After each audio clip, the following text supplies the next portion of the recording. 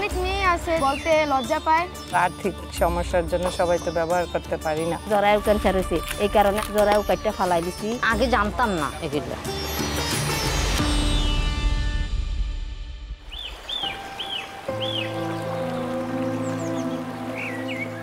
ঢাকার অদূরে মুন্সিগঞ্জ জেলার গজারিয়া উপজেলা, অথচ এই উপজেলার ৮টি ইউনিয়ন এখনো অনেক দুর্গম। অন্য এলাকার সাথে যোগাযোগের মাধ্যম নৌকা। এলাকাগুলোতে নেই গাড়ি চলার মতো প্রশস্ত বা পাকা রাস্তা, আর প্রাকৃতিক দুর্যোগের সময় যেন হয়ে পড়ে বিচ্ছিন্ন দ্বীপের মতো। এই এলাকার নারীরা এখনো সামাজিক এবং ধর্মীয় অনুশাসনের ঘেরাটপে বন্দী।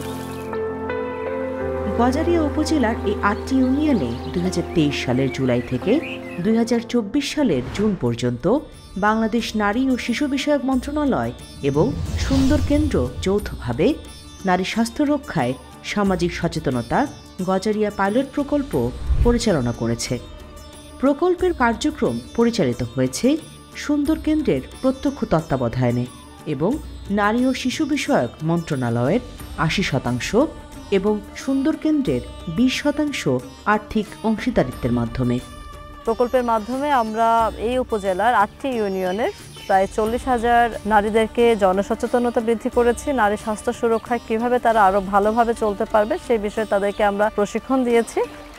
প্রকল্পের মূল লক্ষ্য ছিল নারী স্বাস্থ্য রক্ষায় ৩টি বিষয়ে সচেতনতা তৈরি। প্রথমত, ৮টি ইউনিয়নের ৪০,০০০ নারীকে স্যানিটারি ন্যাপকিন ব্যবহার না করার কারণে কী কী ধরনের শারীরিক ও মানসিক স্বাস্থ্যের ঝুঁকি তৈরি হয় সে সম্পর্কে অবগত করা। দ্বিতীয়ত, স্যানিটারি ন্যাপকিনের পরিবর্তে কাপড় ব্যবহারে স্বাস্থ্য ঝুঁকির বিষয়গুলো জানানো। তৃতীয়ত, স্যানিটারি ন্যাপকিনের ব্যবহার পদ্ধতি বোঝানো এবং স্যানিটারি ন্যাপকিন কেনার অস্বস্তি ও লোকলজ্জার ভীতি কাটানো। এছাড়াও প্রকল্পের অন্যতম লক্ষ্য ছিল নারীদের ন্যাপকিন কেনার জন্য আর্থিক সক্ষমতা তৈরিতে উদ্বুদ্ধ করা। প্রকল্পের শুরুতে একটি বেসলাইন সার্ভে করা হয়। গজারিয়ার এই ৮টি ইউনিয়নে নারীদের মধ্যে ন্যাপকিনের পরিবর্তে কাপড় ব্যবহার, ন্যাপকিন ব্যবহারকারীদের বাস্তবতা, ন্যাপকিন কেনার আর্থিক অসঙ্গতি এবং অনাগ্রহ সংক্রান্ত তথ্যগুলো বেসলাইন সার্ভে থেকে উঠে আসে। স্যানিটারি ন্যাপকিনের পরিবর্তে এই এলাকাগুলোর বেশিরভাগ নারী ময়লা বা স্যাঁতস্যাঁতে স্থানে রেখে শুকনো কাপড় ব্যবহার করতেন। তেনা ব্যবহার করছি, পরিষ্কার না অপরিষ্কার বস্তার ভিতরে বইরা বালনার ভিতরে ঢুকাইয়া ওইটা না পরিষ্কার করেই না দিয়ে ব্যবহার করছি। এই কারণে জরায়ু ক্যান্সার হয়েছে, এই কারণে আমার জরায়ু কাটটা ফালাই দিছি। শুরুতে দীর্ঘ অভিজ্ঞতা সম্পন্ন ৬ জন প্রশিক্ষকের অংশগ্রহণে আয়োজন করা হয় ৬ দিনের টিউটোরিয়াল ট্রেনিং ফর ট্রেনার। এর মাধ্যমে প্রশিক্ষকরা ৪০ জন নারীকে শিখিয়েছেন কিভাবে তারা আলোচনা করবেন এবং বৈজ্ঞানিক, সামাজিক এবং অর্থনৈতিক বিষয়গুলোতে নারীদের সচেতন করবেন। এটা লজ্জা বা সংকোচ করার কিছুই নাই। ট্রেনিং শেষে এই ৪০ জন আলোচক, একজন প্রকল্প সমন্বয়ক এবং ফিল্ড অফিসারের তত্ত্বাবধানে গজারিয়ার ৮টা ইউনিয়নে ৪০,০০০ নারীকে সচেতন করার উদ্দেশ্যে উঠান বৈঠক পরিচালনা করেন, যেখানে বিভিন্ন দৃষ্টিনন্দন কার্ড ব্যবহার করে অংশগ্রহণকারীদের স্বাস্থ্য ঝুঁকির পাশাপাশি ন্যাপকিনের ব্যবহার এবং ডিসপোজ করার পদ্ধতি সম্পর্কে জানানো হয়েছে। প্রতিটি নারী ৩টি করে উঠান বৈঠকে অংশগ্রহণ করেন। অংশগ্রহণকারী সকলকে বিনামূল্যে স্যানিটারি ন্যাপকিন এবং প্রকল্প সংক্রান্ত তথ্য সম্বলিত টি শার্ট দেওয়া হয়। এছাড়াও বৈঠকে আসার জন্য আগ্রহী করতে রাখা হয় নিয়মিত একটি খাবারের ব্যবস্থা। আগে জানতাম না এগুলো। কাপড় ব্যবহার করলে যে একটা ময়লা ইনস্ট্রুমেন্টেশন হয়ে জায়গা বা কত কিছু রোগ বা সরাইয়া জায়গা, এই কথা এগুলা পড়তে না করে আর কি, ওই পেট পড়তে কয় আর কি।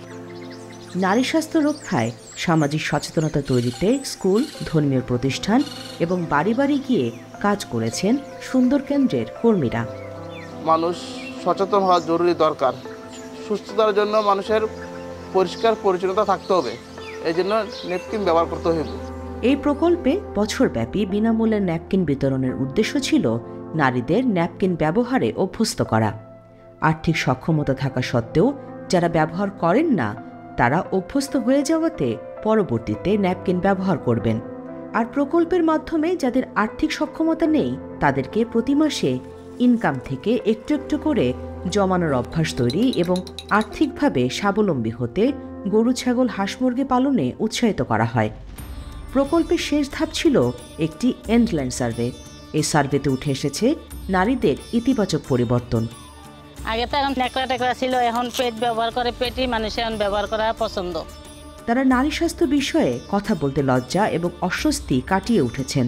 কমেছে অজ্ঞতা ও লোকলজ্জার ভীতি। অনেকেই স্যানিটারি ন্যাপকিন ব্যবহারে আগ্রহী হয়েছেন, তবে এখনও রয়ে গেছে কিছু প্রতিবন্ধকতা, যেগুলো এন্ডল্যান্ড সার্ভেতে চিহ্নিত করা হয়েছে। আপনারা দেন দিকে আমরা ব্যবহার করি, আমরা তার কিনা ব্যবহার করি নাই। 3 মেয়ে, আমি একজন, 4 জন। তাই সবাই তো আর আর্থিক সমস্যার জন্য সবাই তো ব্যবহার করতে পারি না। অনেকেই আছে যারা মধ্যবিত্ত পরিবারের, সেহেতু যদি এটা আমাদের সুন্দর কেন্দ্র থেকে প্রতিনিয়ত এটা দেওয়া হতো তাহলে এটা সবার থেকেই ভালো হতো। 30 বছরের চর্চা 3 দিনের উঠান বৈঠকে সম্পূর্ণ পরিবর্তন করা কোনোভাবেই সম্ভব নয়। তাই এলাকার নারীরা আরও উঠান বৈঠক, বিনামূল্যে ন্যাপকিন এবং অর্থনৈতিকভাবে স্বাবলম্বী হওয়ার জন্য সরকারিভাবে সাহায্য পেতে আগ্রহ প্রকাশ করেছেন।